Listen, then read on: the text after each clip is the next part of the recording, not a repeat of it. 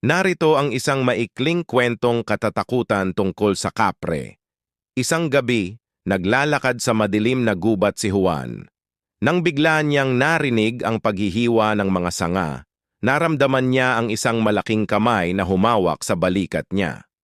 "Sino ka at ano ang ginagawa mo dito sa aking teritoryo?" Bulong ng isang malalim na boses. Nanginginig si Juan habang bumulong. "Pipo, ako lang po si Juan na naglalakad pa uwi." Lumingon si Juan at nakita niya ang isang nakakatakot na nilalang.